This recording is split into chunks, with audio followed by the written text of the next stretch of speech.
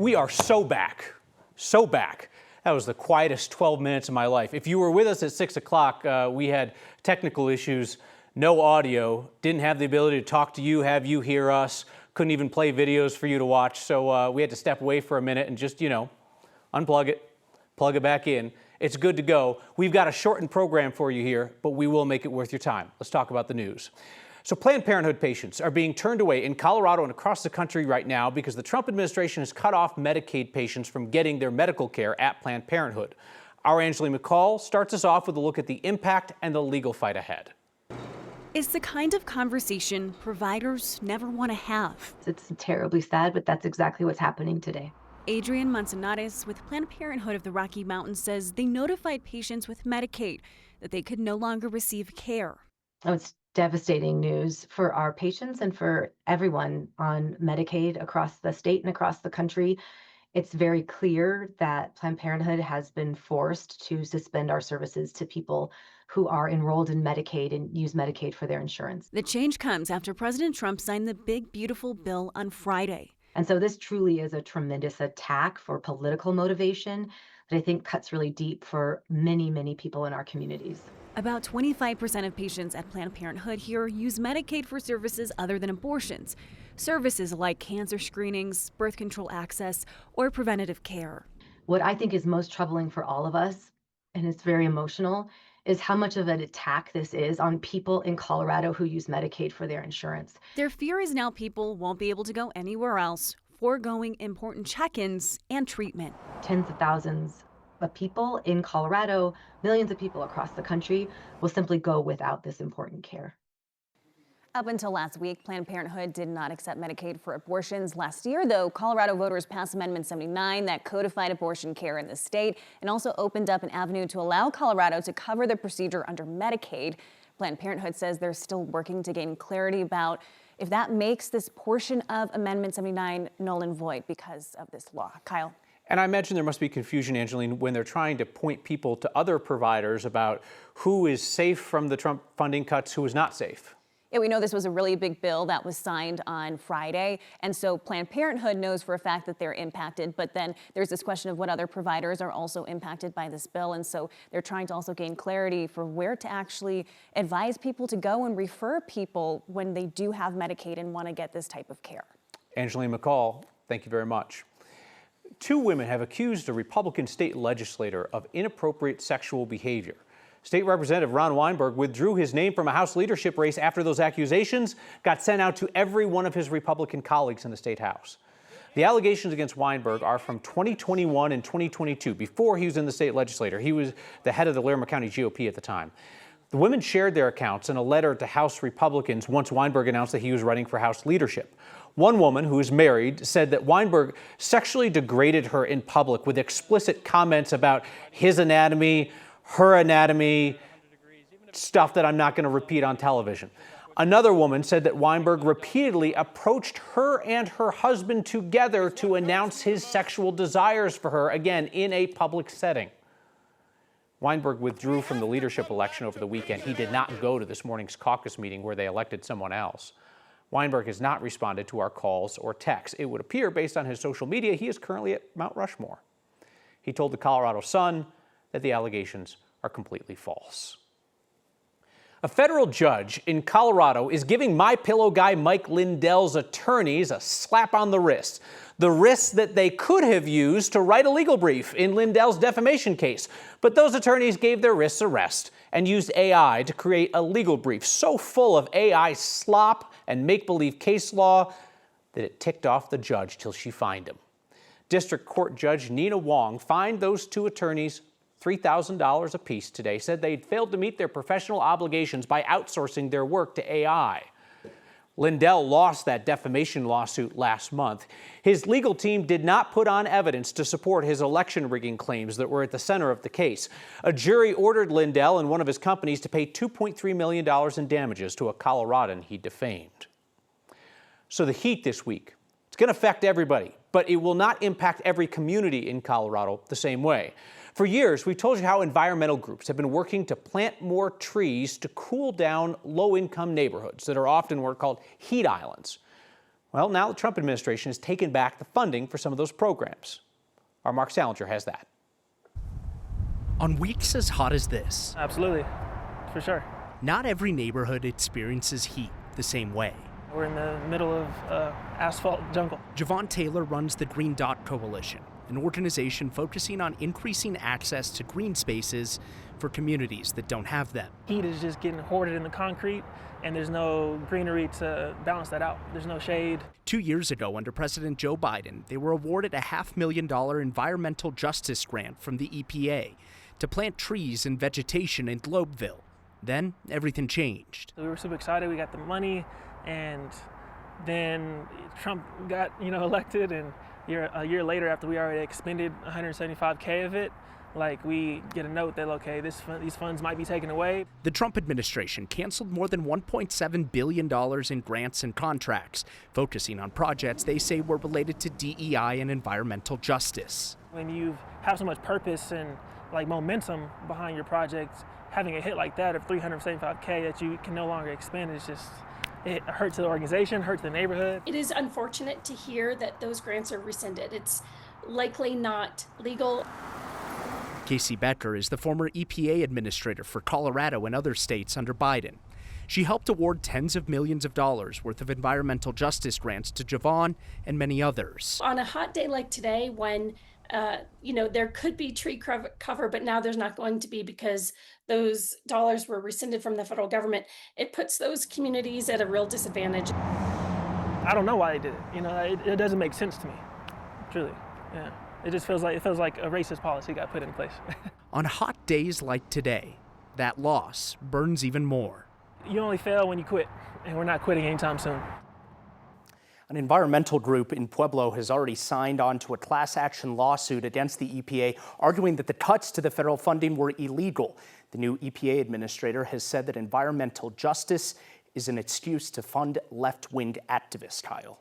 I mean, truly, Trump administration is reshaping the nation in its image through these funding cuts that go beyond just the programs you've talked about in this kind of space. So talking more about the Pueblo project that we just mentioned, that's for funding support to urban agriculture in neighborhoods impacted by the historic Colorado smelter, where cleanup is underway to remove lead and arsenic from places in the ground. So that's one of the projects that has been cut. You look at that and you say, that sounds pretty important to me. So that's what's on the cutting board right now. Well, I appreciate you staying on top of it for us. Mark Salinger, thank you. A child's in the hospital tonight after the child fell 6 floors at a homeless shelter for families in Denver. Happened around 2 o'clock this afternoon at the former Embassy Suites off Hamden.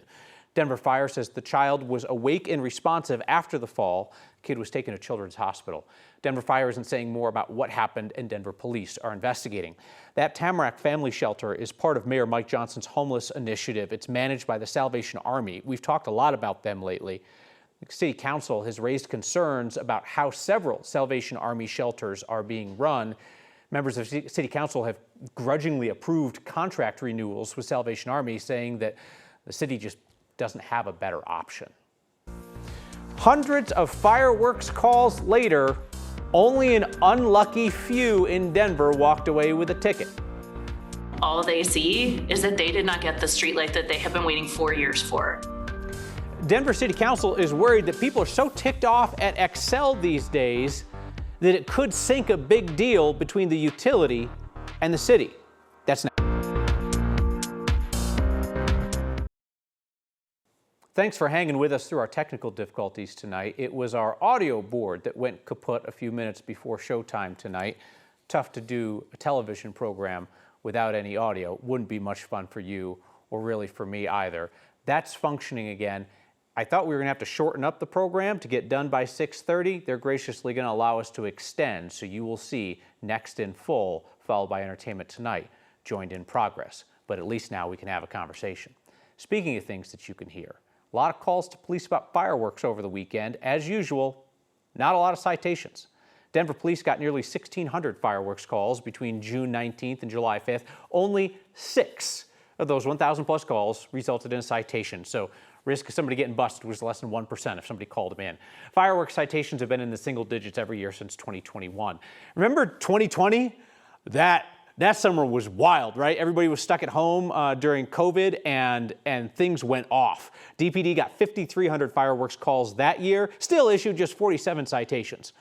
In Wheat Ridge, police have been piloting drones to try and respond to fireworks calls. And in Wheat Ridge, one summons. And that one was real obvious. Wheat Ridge police say they got 19 calls about one party setting off professional grade fireworks, one of those amateur fireworks pros. And that was the only summons they gave out of 150 calls. They couldn't tell us how many times they used the drone for that. The leaders of Colorado's rural hospitals want more answers from the state after they got blindsided with a funding loss recently. So the state is demanding $60 million back from critical access and safety net hospitals in order to pay out a legal agreement with UC Health. Being exposed to some data last week that, purported that I might have $1 million payback was sort of out of left field and didn't make 100% sense to me. Jason Amrich there is the CEO of Gunnison Valley Health. It's one of 28 rural hospitals that got a nasty surprise late last month.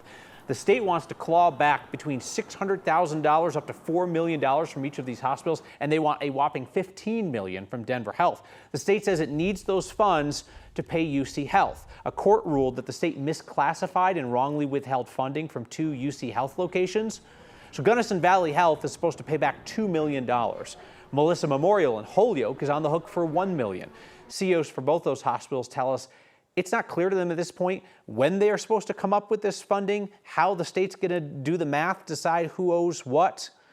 Their concern at this point is that lost funding could cause some rural hospitals to close or to cut back on services, and that would just add stress to other hospitals around the state. I'm concerned about my hospital, my own hospital, certainly, but I'm also very concerned about the safety net around the state. And then, on a smaller scale, but no less important to the people of those communities, these smaller hospitals that have a big number next to them as well, or one that simply doesn't have the cash on hand. We are all one health system, right? As a critical access level 4 trauma center, if I can't provide care, I transfer out to either a level 2 or a level 1, whether that's in Grand Junction or the Front Range or Colorado Springs. So we really are interconnected. Both those hospital leaders tell us they have not been told how the state funding will change on a go-forward basis. They just want the opportunity to sit down with state regulators and the State Hospital Association to try and walk through whether they might come up with a different payback option as they face these clawbacks. Denver City Council knows that people are ticked off at XL Energy these days, so they're real worried about asking voters to sign off on what usually is an easy deal. Hey, reminder, you can catch Next streaming each night at 6 p.m. on 9 News Plus. That is our streaming channel, which also has audio. And Next is a podcast, which if you know anything about those are audio only. So if you like hearing this program, oh baby, have we got options for you.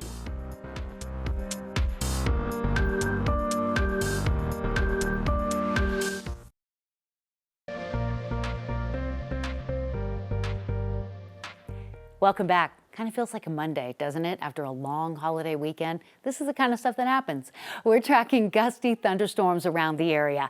And when I say gusty, I mean damaging winds to 60 and 70 miles per hour. Took off part of the IKEA sign. We had wind damage, trees down in the Centennial area. It's been kind of a crazy afternoon in Denver. Temperatures have been warm, low 90s today, but we go mid 90s tomorrow and then Wednesday, kind of the apex heat advisory for highs near 100. I'm concerned about the lack of moisture, the wind, and the warm weather trend. So fire danger is something we'll be talking about. Severe thunderstorm watches scaled back, still tracking some hefty thunderstorms on the northeastern plains. We've had a report of a tornado in Yuma. We also have had 1-inch diameter hail reports, and there's a lot of lightning out across Sterling and Holyoke and Haxton. A little calmer in the Denver area. That should happen throughout the evening. Things should really start to settle down as temperatures slide into the 70s. Your 7-day forecast, we go warmer tomorrow at 95. Weather impact alert possible Wednesday for a record high of 99 to 100 degrees. Heat advisory. Little cooler with showers and storms Friday, and then the heat is back with highs back in the 90s on Sunday and Monday. The 970 area code will soon set Western Slope OGs apart from the rest. numbers that start with 970 are running out 3 decades after that area code was introduced.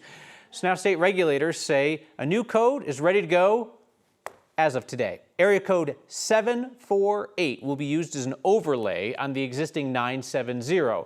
It includes places like Fort Collins, Aspen, Durango, Grand Junction.